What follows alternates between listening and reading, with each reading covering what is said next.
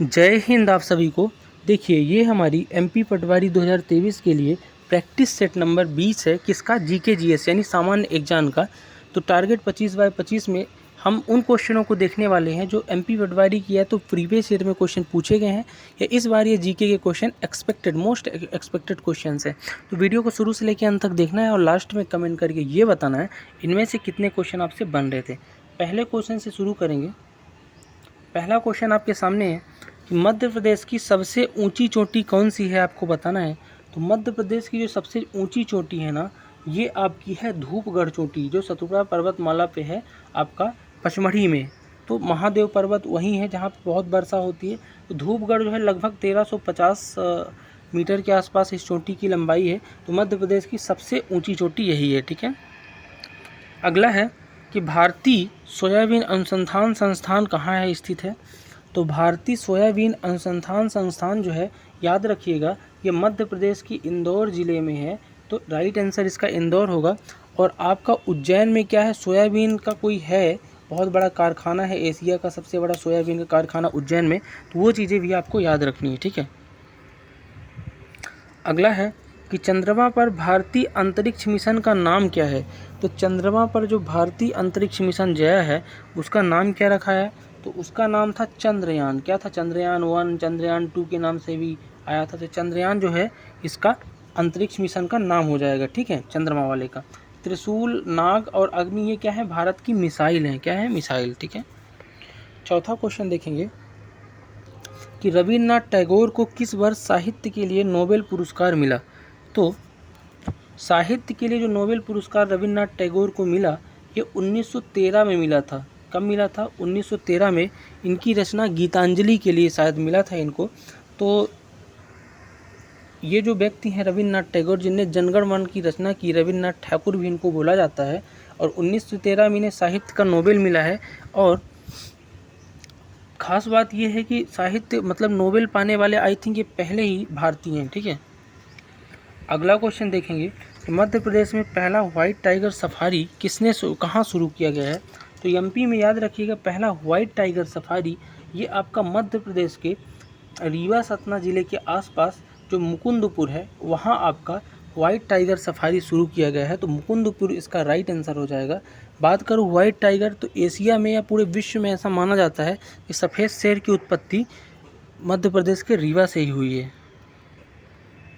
अगला क्वेश्चन है कि प्रवासी भारतीय दिवस, एनआरआई दिवस जिसको बोलते हैं, एनआरआई डे यानी नॉन रेजिडेंस इंडियन, तो ये जो है ना आपका कब मनाया जाता है। तो हर साल जो प्रवासी भारतीय दिवस है ना, ये आपका मनाया जाता है। इसका जो राइट आंसर हो जाएगा ये हो जाएगा 9 जनवरी। तो 9 जनवरी को हर साल प्रवासी भारतीय दिवस मनाया जाता है। 9 जनवरी 1915 वगैरह के आसपास आई थिंक गांधी जी आए थे, तब से ये मनाया जाने लगा है। तो 9 जनवरी इसका राइट आंसर हो जाएगा भारतीय प्रवासी दिवस का। 7वां क्वेश्चन देखेंगे कि हाल ही में प्रस्तावित इंडो जापान बुलेट ट्रेन किन शहरों के बीच चलेगी। तो इंडो जापान यानी जापान के सहयोग से जो बुलेट ट्रेन बन रही है ये आपकी मुंबई और अहमदाबाद शहरों के बीच चलेगी। महाराष्ट्र के मुंबई और गुजरात के अहमदाबाद शहरों के बीच बुलेट ट्रेन चलाई जाएगी। 8वां क्वेश्चन है कि नेताजी सुभाष राष्ट्रीय संस्थान डॉट डॉट में स्थित है। नेताजी सुभाष राष्ट्रीय संस्थान कहाँ है। तो ये आपके पंजाब के पटियाला प्रांत पे है, पटियाला शहर में है आपकी नेताजी सुभाष राष्ट्रीय खेल संस्थान, ठीक है। तो पटियाला इसका राइट आंसर हो जाएगा। 9वां क्वेश्चन देखेंगे कि लक्षद्वीप में कितने आवासित द्वीप हैं।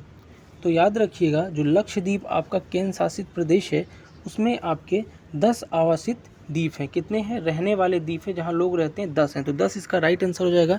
अगर मैं करंट से रिलेट करूं तो अंडमान निकोबार के सभी द्वीपों का जो नाम है अभी हाल ही में अपने देश के जो परम वीर चक्र प्राप्त करने वाले वीर योद्धा हैं ना, उनके नाम पर रख दिया गया है अंडमान के द्वीपों का। तो ये भी याद रखिएगा, करंट का क्वेश्चन है। 10वां क्वेश्चन है निम्न में से किस देश ने भारत के साथ संयुक्त रूप से दिवाली के विषय पर स्मारक डाक टिकटों का एक सेट जारी किया। यानी दिवाली के उपलक्ष्य पे भारत के साथ संयुक्त प्रयास से स्मार्ट जो टिकट है, डाक टिकट दिवाली स्मारक, किसने जारी किया है।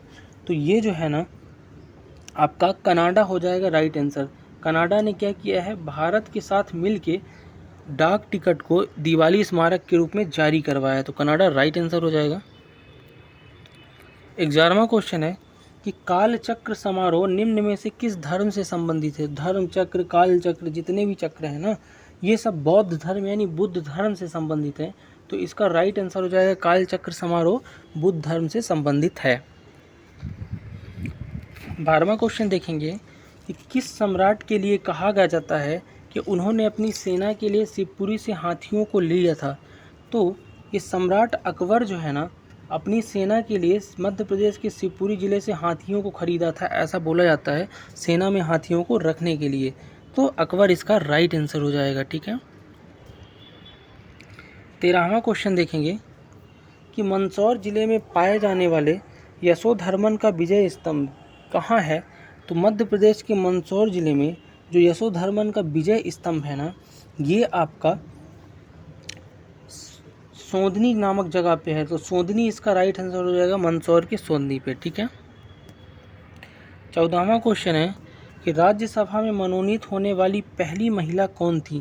तो याद रखिएगा, राज्यसभा में जो मनोनीत हुई हैं, मनोनीत राष्ट्रपति के द्वारा होते हैं, और वो होने वाली जो पहली महिला है ना, ये रुक्मणी देवी अरुंडेल हैं। कौन है? रुक्मणी देवी अरुंडेल।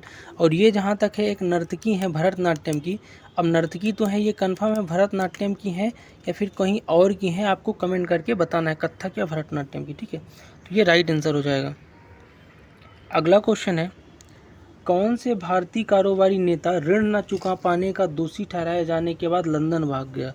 तो याद रखिएगा, सबको पता है नीरव मोदी, विजय माल्या। तो विजय माल्या जो है ये लंदन भाग गया है, ऋण नहीं चुकाया है और भगोड़ा है। किंगफिशर का मालिक रह चुका है, रॉयल चैलेंजर बेंगलुरु का भी मालिक रह चुका है, आईपीएल कंपनी का।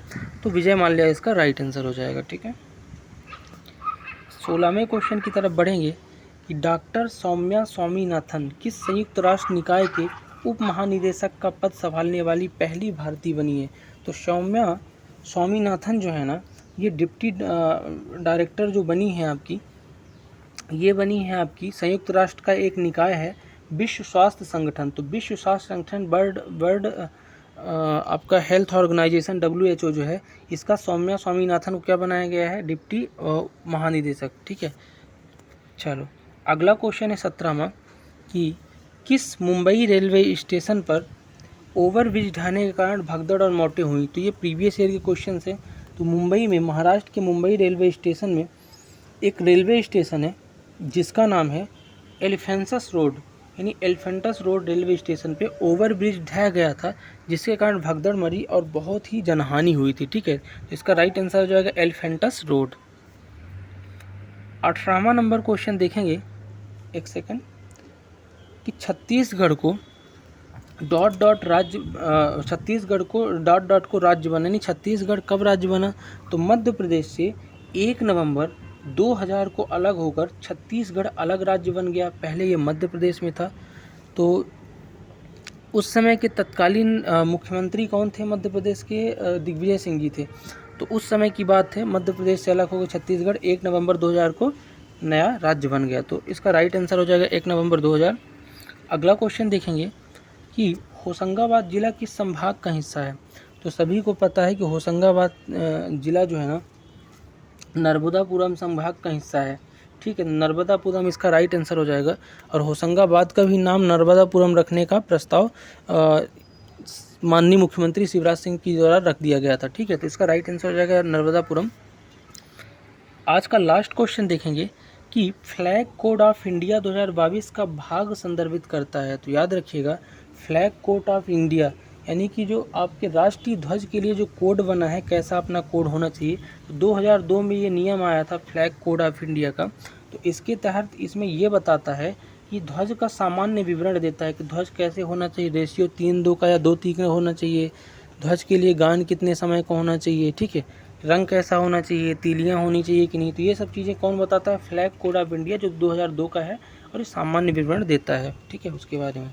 तो ये थे टॉप 20 क्वेश्चन आज के MP पटवारी के सामान्य एग्जाम्स प्रैक्टिस सेट में, प्रैक्टिस सेट 20 में। ये क्वेश्चन आपको कैसे लगे कमेंट करके ज़रूर बताइएगा। मिलते हैं नेक्स्ट वीडियो में, तब तक के लिए जय हिंद।